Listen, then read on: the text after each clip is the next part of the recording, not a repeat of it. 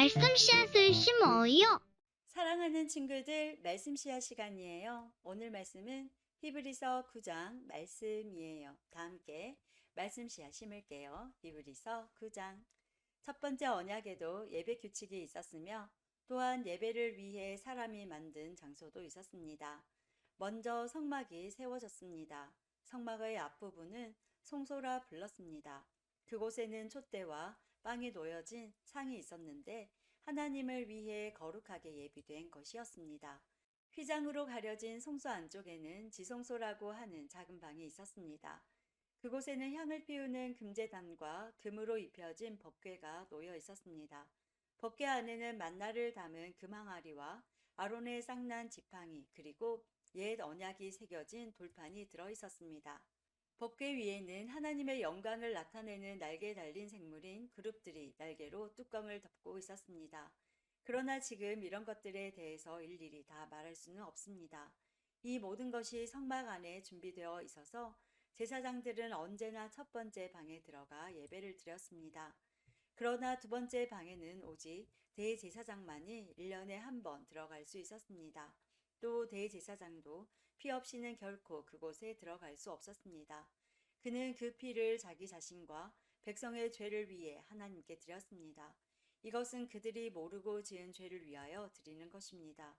성령은 이것을 통해 옛 성막 제도가 그대로 남아있을 때는 지성소로 들어가는 길이 아직 열려 있지 않다는 것을 보여주셨습니다. 이것은 현재를 위한 비유입니다. 예물과 제사로는 예배드리는 자의 마음속까지 깨끗하게 할 수 없습니다. 이것은 단지 먹고 마시고 여러 가지 몸을 씻는 등의 예식으로서 하나님의 새 법이 올 때까지만 적용되는 것입니다.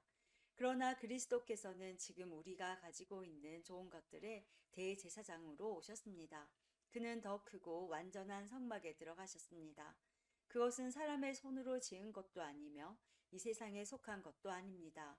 그리스도는 단 한 번 지성소로 들어가셨습니다.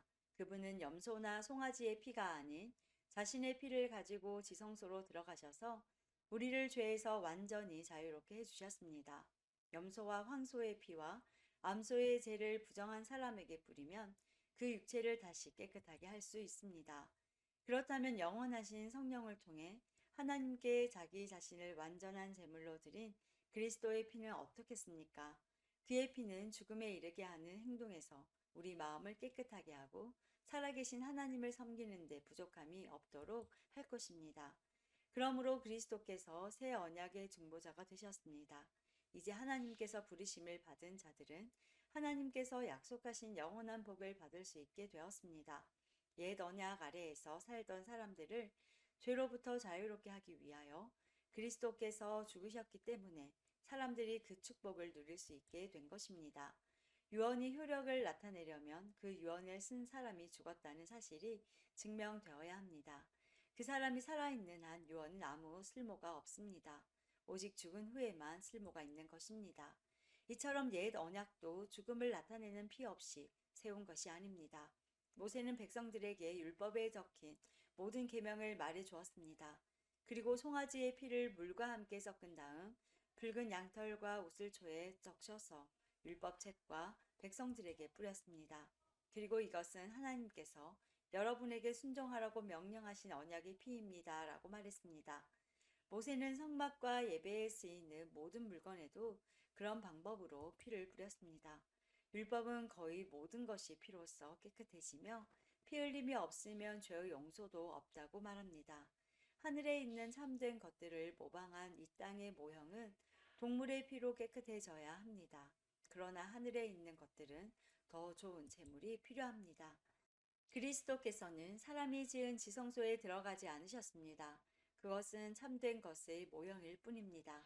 그리스도께서는 하늘에 올라가시고 그곳에서 우리를 도우시려고 하나님 앞에 서신 것입니다.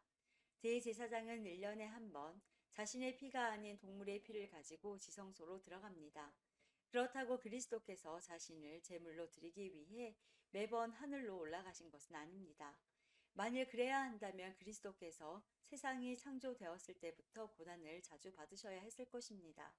그러나 그리스도께서는 단 한 번 오셔서 자신을 제물로 드림으로 모든 죄를 깨끗하게 하셨습니다.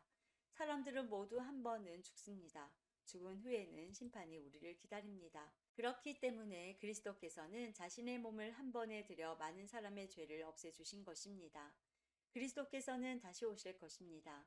그때는 죄를 없애기 위해서가 아니라 그리스도를 기다리는 자들에게 구원을 주기 위해 오시는 것입니다. 오늘도 말씀 씨앗 모두 잘 심었어요. 우리 내일 또 만나요.